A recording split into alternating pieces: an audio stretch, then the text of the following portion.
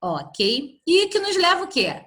Se eu sei a velocidade, se eu sei a área que ele varreu, que seria a distância, eu consigo descobrir o quê? O tempo. Só que no tempo aqui, galera, o tempo de um movimento elíptico ou circular, seja qual for, eu vou chamar de período. O período, grava isso, tá, galera? Período é o tempo de uma volta completa. Período é o tempo de uma volta completa. Então, por exemplo, a Terra. A Terra demora quanto tempo para dar uma volta em torno do Sol? 1 ano. Então, esse é o período da Terra. Aí Kepler é tão sensacional que ele conseguiu desenvolver a terceira lei, galera. A terceira lei, óbvio, se ele já tem distância, se ele já tem área, ele consegue determinar o período. O período, através das áreas varridas, né? Eu consigo descobrir aí o período de cada planeta. Terra, Marte. Por que a gente sabe quanto tempo tem? Aliás, vou deixar aqui no ar para vocês. Quanto tempo dura 1 ano em Marte? Quanto é 1 ano em Marte? Quanto é 1 ano em Mercúrio? Quanto é que é 1 ano que dura 66 dias? Tem 1 ano aí de um planeta que dura 66 dias. E por quê? Me diga isso, me mande mensagenzinhas que eu vou adorar saber que vocês estão procurando isso, ok? Terceira lei de Kepler, lei dos períodos. Lei dos períodos determina o quê? Eu já tenho um parâmetro, que é a Terra, que é o meu planeta.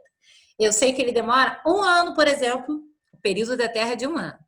E a gente já consegue descrever o raio do Sol até o meu planeta que eu estou estudando.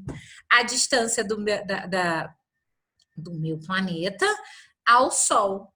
Se eu sei essa distância, esse raio, então eu já posso determinar qual é o período de outro planeta, se eu tiver o raio, por exemplo, do outro planeta. Ou seja, o raio do Sol até o planeta que eu quero saber em questão. Tendo o meu já como referência, eu tenho que ter algum como referência.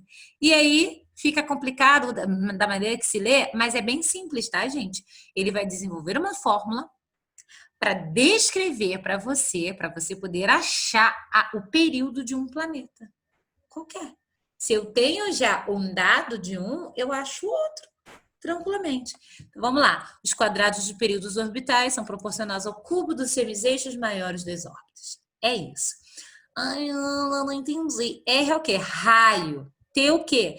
T a gente vai chamar de período. Período ao quadrado vai ser igual ao raio ao cubo.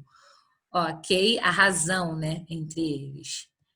Então, o tempo que um planeta leva para completar uma volta em torno do Sol, o período orbital, está relacionado com o tamanho da sua órbita, segundo a mesma relação para todos os planetas. Então, eu já até separei um exemplo para poder ficar mais claro. Veja, de quantos anos seria aproximadamente o período de um planeta girando em torno do Sol se a sua distância ao centro da gravidade fosse 8 vezes a distância da Terra-Sol? Então, ó, período da Terra eu já sei. 1 ano. O raio lá do planeta que eu quero que ele fala é 8 vezes o raio da Terra. Ok? A minha fórmula tá aí, ó. Raio da Terra e a raio do planeta que eu quero saber é o cubo. O período da Terra sobre o período do planeta que eu quero saber é o quadrado. Substitui os valores, ok? Tenho lá o raio da Terra ao cubo e 8 vezes o raio da Terra. Corto o raio da Terra com o raio da Terra e faço já minhas 1 ano ao quadrado, vai ser 1. E aí eu descubro, ele quer o período, né? O período do planeta lá. Pronto, gente. Olha lá, 8 vezes 8 vezes 8, 512. 1 vezes 1 vai dar 1 mesmo. O período ao cubo do planeta que eu quero saber. Repara ali a regrinha. Opa, eu botei ao cubo, mas é o período ao quadrado. Olha o erro, professora.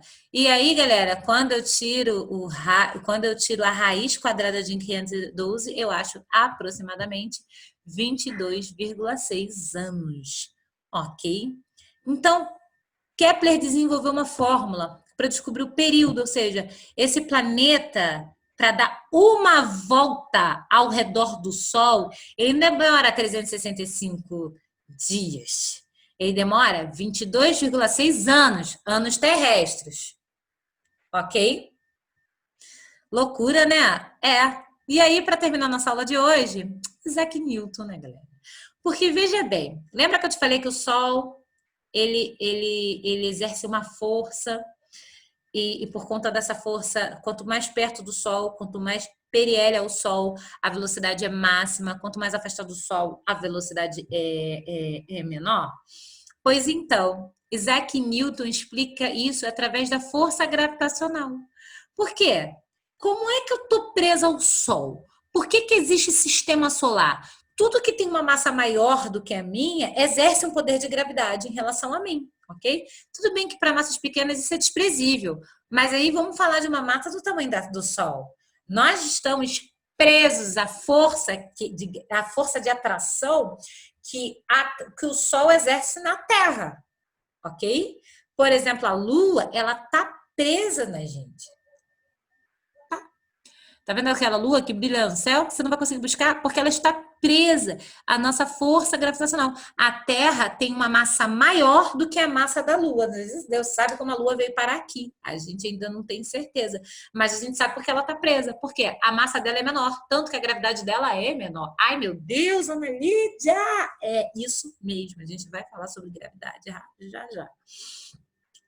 Aliás, na física não tem definição a gravidade ainda, né? Mas estamos estudando os gravitons. Dá uma olhada lá no site. Eu esqueci o nome do site. Vou lembrar até o final da aula. Então, galera, Isaac Newton, ele só quis relacionar as forças. Lembra das leis que a gente estudou? Newton lá, né? Chegando e quero botar minha mão aqui também. Então, Newton chegou pra gente e falou assim, olha só, gente, a força gravitacional existe uma força que prende os planetas e que faz com que eles se movimentem ao redor do Sol por conta da massa dela. Por a massa dela ser muito grande, ela exerce uma força de atração. Então, todos os planetas estão presos ao redor dela. E por isso que elas se movimentam. E por isso que perto delas o movimento a velocidade é maior e longe dela a velocidade é menor. Ok? Ele conseguiu relacionar. Com o que, Ana Lídia? Deixa eu mostrar logo para vocês. Força gravitacional. Lembra que a gente estudou as forças? E a força é o princípio fundamental da dinâmica, ou seja, o princípio fundamental porque algo se movimenta. Se existe movimento é porque tem uma força a ser exercida. E qual é a força que é exercida gravitacionalmente? É a força da gravidade. E aí a gente chama de lei de gravitação universal. Porque ela determina a força de qualquer planeta em relação ao Sol. Ou em relação ao planeta, à distância do planeta que eu quero estudar, gente. Não é só em relação ao meu sistema solar, não. Tá bom para você? Como assim, Ana Lídia? Vou dar um exemplo de Terra e Lua, por exemplo. Não vou falar do Sol, não. Tá? A gente está falando do Sol como o astro. Ele é a nossa astro-mãe. Mas aí eu vou falar da Terra e da Lua. Qual é a força gravitacional que a Terra e a Lua exercem entre si? Ok? Bom, Ana Lídia, eu preciso do quê? Da massa da Lua, da massa da Terra e da distância entre elas duas. Aí você coloca lá na fórmula. Gravitação, tem uma constante gravitacional, que vai ser sempre a mesma. A massa de um, mais a massa do outro, dividido pela distância ao quadrado. E aí a gente vai entender que a distância e a força, elas têm uma grandeza inversamente proporcional ao quadrado. Ou seja, quanto maior a minha distância, menor é a minha força. Quanto menor for minha distância, maior é a força. Por isso o movimento da velocidade mais rápida e outra mais devagar. Ok? Então, eu substituo na minha fórmula já lá que Newton já estabeleceu pra gente mais essa constante gravitacional da força em relação às massas. Ok? E aí, galera, eu descubro a força, por exemplo, que a Terra e a Lua, uma exerce em relação à outra. Se os pontos materiais forem esferas idênticas, a distância é entre seus centros. Muito importante falar sobre isso. Para corpos pequenos, a atração gravitacional entre suas massas é desprezível. Tem um exemplo aí. Dois pontos materiais de massa, aí eu coloquei a massa 1, massa 2, estão localizados a uma distância de 4 metros e determina a intensidade da força gravitacional. Pronto, galera, eu substituí, ele me deu massa 1, massa 2 e a distância e eu já sei a constante gravitacional. Coloco na minha fórmula e qual vai ser a força? 6,7 vezes 10 a menos 11. E quem foi que postulou isso? Newton. Então, força sempre, qualquer força será em Newton. Para terminar, vamos falar sobre a gravidade? Cara, a gente não tem. Inovação tecnológica, lembrei. O site é Inovação Tecnológica, dá uma olhada lá. Nós estamos chegando perto dos grávidos, perto do Tesseract. Gente, é uma coisa muito louca. A gente sabe que a gravidade, ela existe, mas que, por exemplo, a força magnética é uma força maior do que a força gravitacional. Se eu pegar um ímã, né, botar minha caneta aqui, o ímã aqui, ela não cai. Ou seja, a força magnética é maior do que a força gravitacional. Mas que força é essa?